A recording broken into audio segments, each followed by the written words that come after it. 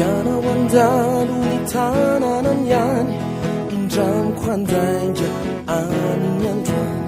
raha hitanao izy kamarotany aza taonao fantany hoe mbola tsy afakantsaiky eny fona iandro talo miarahanay roa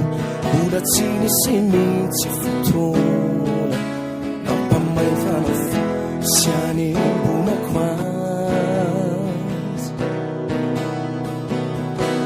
lazao azy kanefa fampiona olo ny fo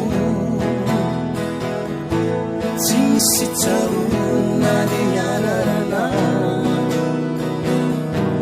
lazao azy kanefa fampiona olo ny fo tsy misy tsarona le anarana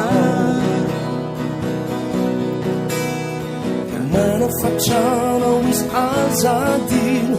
fizanany mety mba ampionazy tsy maintsy tomany izy kapangino nefa zataonao fantany hoe mbola tsy afakantsaiky eny fona iandro talo miarahanay roa mbola tsy misy mihitsy fotoana nampamaivana fo sy anembonako azy lazao azy kanefa